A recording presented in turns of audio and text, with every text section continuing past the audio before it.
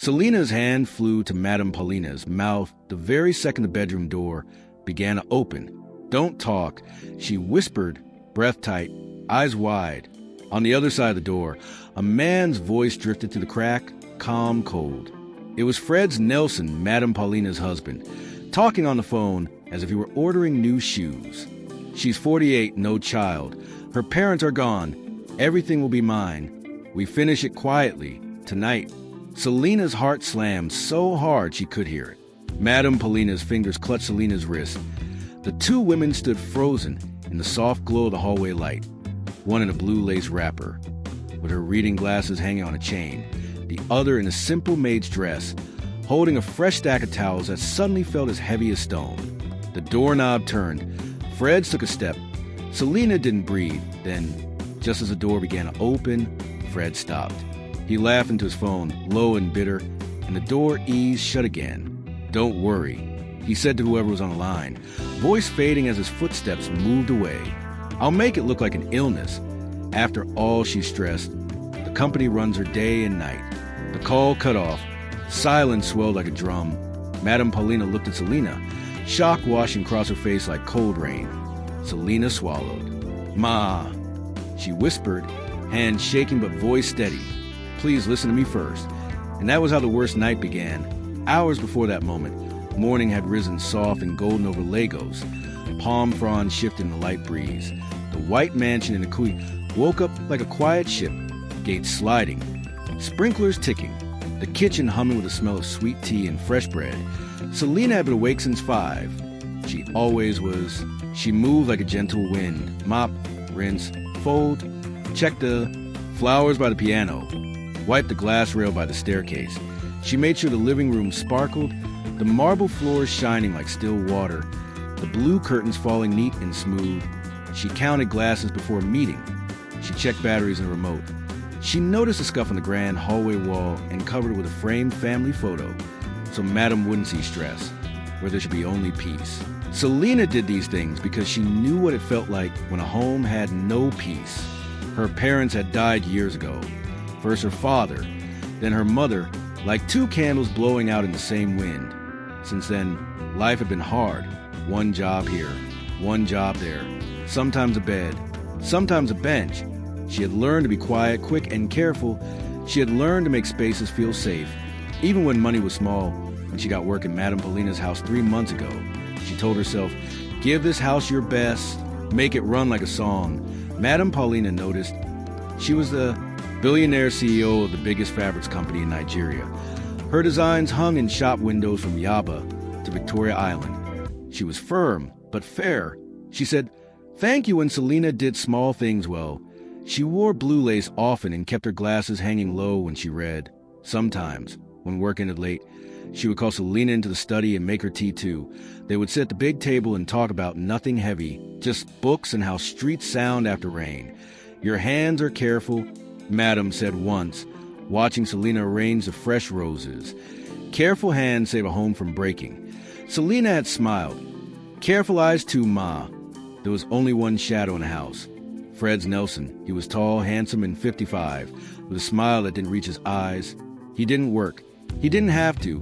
He flew on Madam's private jet and drove her cars. He ate with the boards sometimes and liked to wave at cameras. But in the quiet corners, his laugh felt sharp.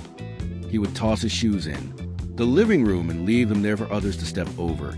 He would say, "What's the use of all this money if we can't live free?" Then he would wink and tell Selina to bring another drink.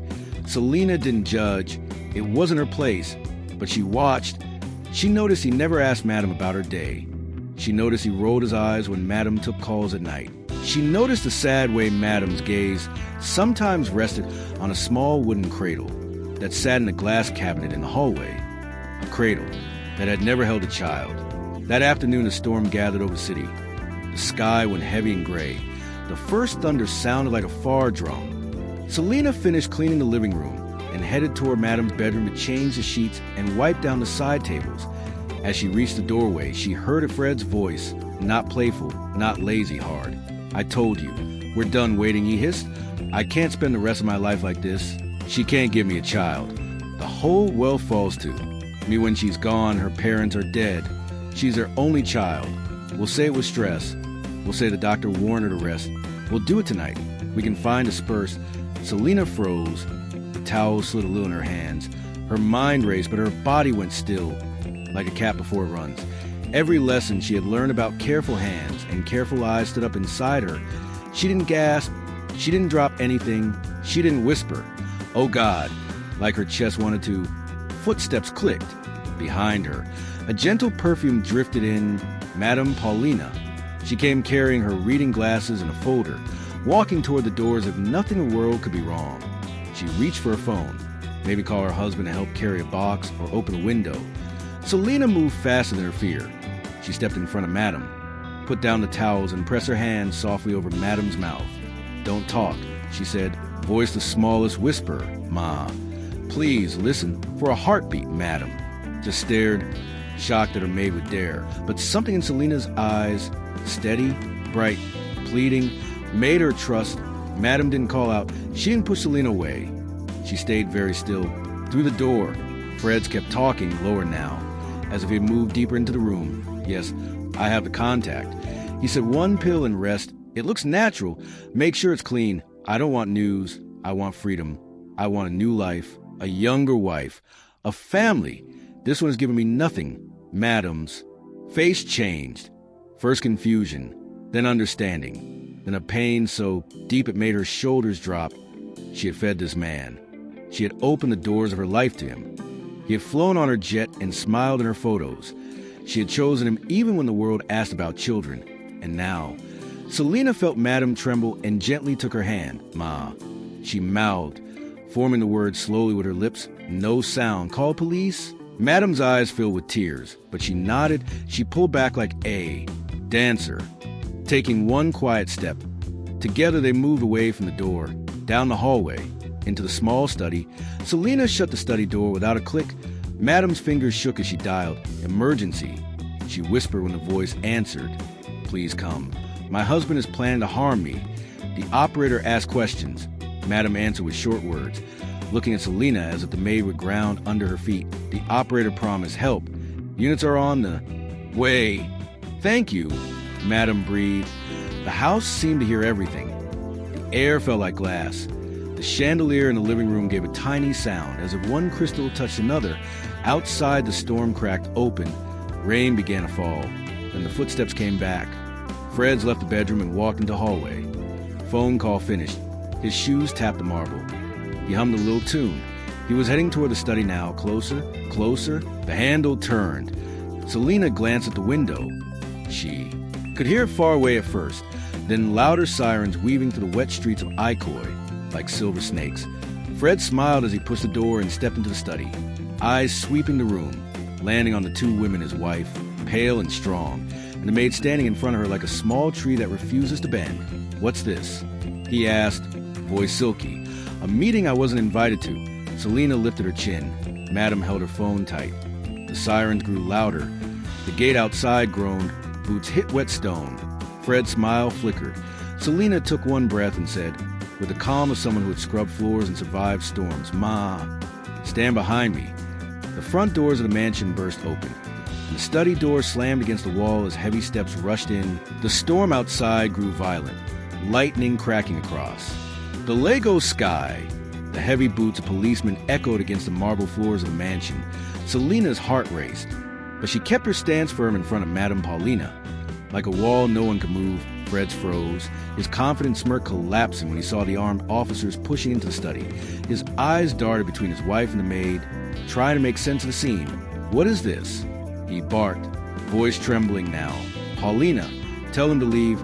I haven't done anything." But Madam Paulina stood still, her reading glasses low on her nose, tears shining, but her voice steady.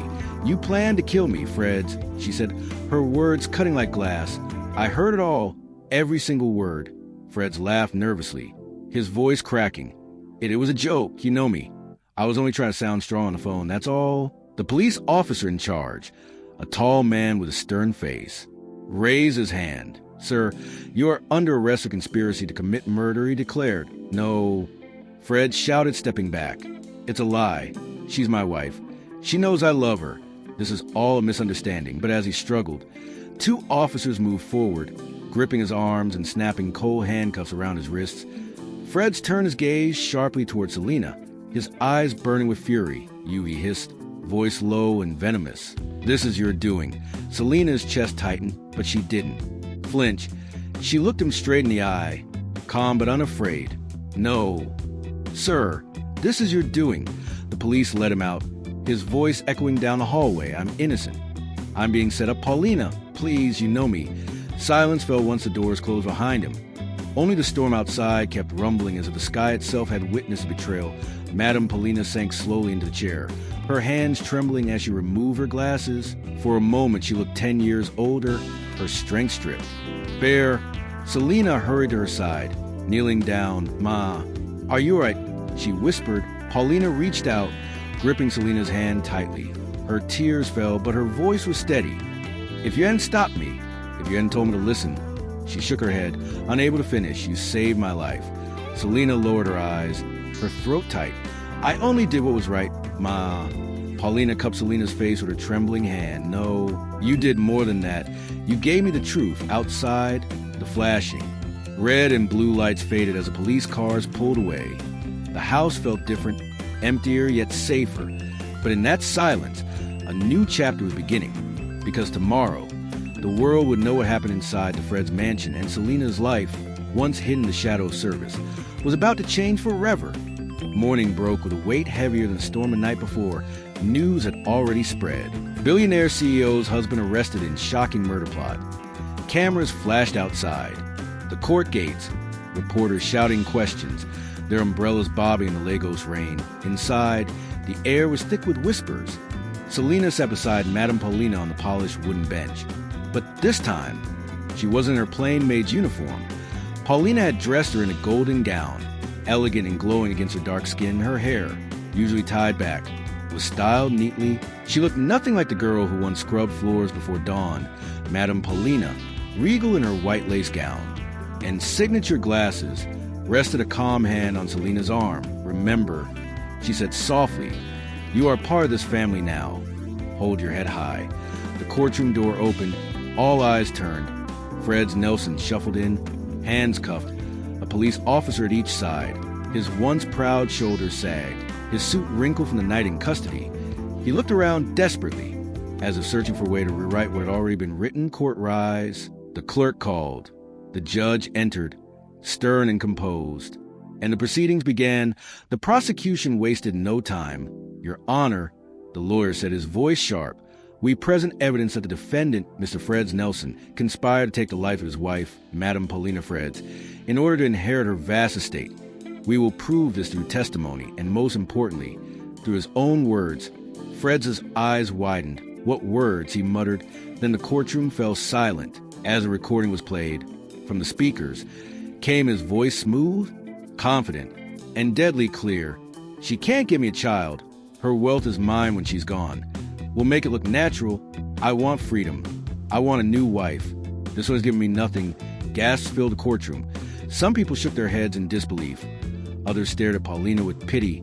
Fred shot up, his voice desperate. "It was a prank, a foolish joke. I never meant any of it." But the judge's expression didn't soften. "You admit this is your voice, yes, but no further explanation needed." The judge cut him off. The prosecutor continued. "Your Honor, we ask for the full weight of the law. A man who plots to betray his wife, a woman who gave him everything, deserves no mercy." Fred sank into his chair, face pale. His eyes flicked once more to Selina, blazing with a mixture of anger and regret. She met his gaze calmly, her hands folded in her lap. The gavel struck. The judge's words rang out.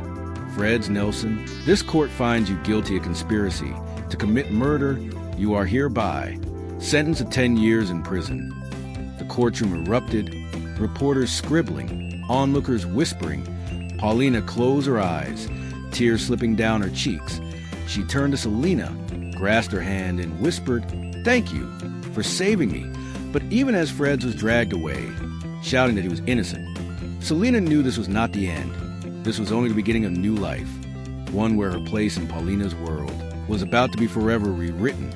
The days after the trial felt like stepping into a new world for Selina. Reporters swarmed outside the mansion. eager to catch a glimpse of the billionaire CEO who had survived her husband's betrayal. But when the gates opened, it wasn't just Madam Paulina. They saw it was Selina standing beside her in gold, no longer hidden in the shadows of service. Paulina had made a decision that shocked everyone. From this day, she announced at a press gathering, her voice steady and clear, "Selina is not just my maid, she is my daughter." The word sent ripples through the crowd. Cameras flashed wildly. Selina, overwhelmed, bowed her head. Her chest swelled with emotion she couldn't put into words. She had gone from scrubbing floors to being recognized as family by one of the most powerful women in the country. But Paulina didn't stop there. She registered Selina for the university entrance examinations. When Selina passed with top marks, Paulina enrolled her in one of the best universities in Lagos to study accountancy. The first day of class was terrifying for Selina. She walked across the campus in a crisp white blouse and navy skirt. Clutching her books close to her chest, students whispered as she passed. Some had seen her face in news. Others only knew her as the girl Madam Paulina adopted. But Selina kept her head high, remembering Paulina's words. "Hold your head high. You belong here." University life wasn't easy. Selina studied late into the night, poring over textbooks until her eyes blurred. She faced jealous classmates who muttered that she had bought her way in, not knowing the struggle that shaped her. But she didn't let bitterness touch her heart. She worked harder, proving herself every step of the way. For years later, Selina graduated as the best student in her department. The auditorium erupted with applause as she walked across the stage in her cap and gown. Paulina sat in the front row, tears in her eyes, clapping proudly. When Selina joined Paulina's company as the account officer, it felt like destiny. She no longer carried trays or wiped glass tables. She carried files, signed documents, and gave presentations that left board members nodding in respect. Her quiet strength, the same strength that once saved her boss, now guided the company's finances.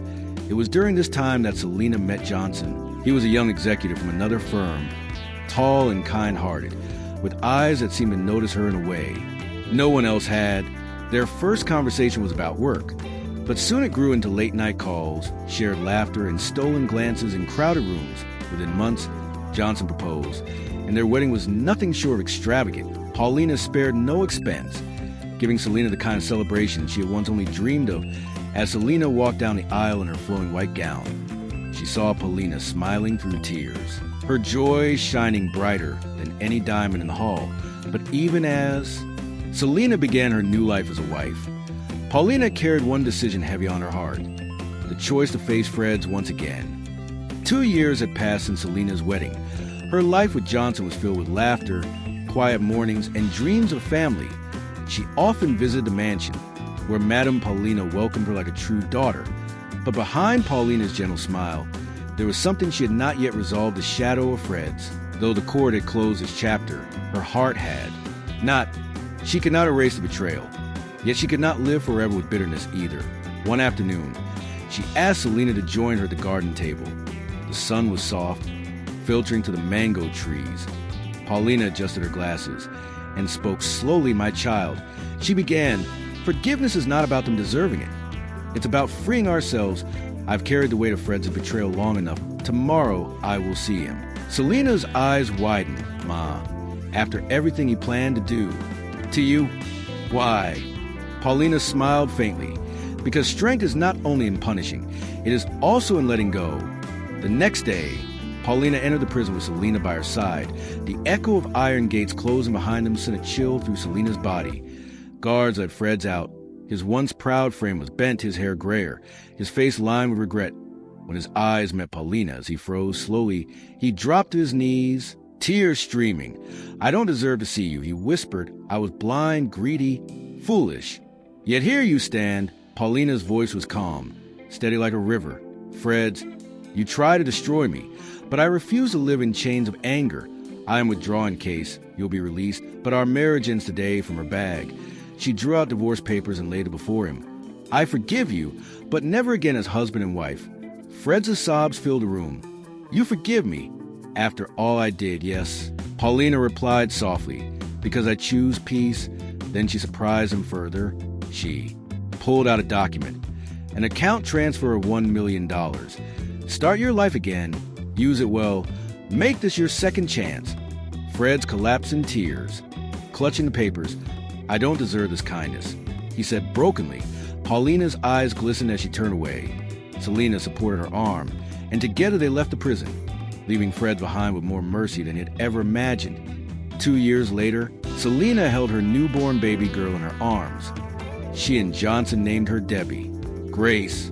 When Paulina carried the baby, tears rolled down her cheeks. She kissed the child's forehead and whispered, "This is a dream I thought would never come true." In that moment, surrounded by love, Selina realized her journey had come full circle. She was no longer the poor maid who scrubbed floors in silence. She was a daughter, a wife, a mother, and a woman whose courage had saved a billionaire and reshaped destiny itself. And as Paulina rocked little Debbie to sleep, peace finally settled over the mansion that had once echoed with betrayal. If you like this story, comment, share, and subscribe to our channel for more interesting stories.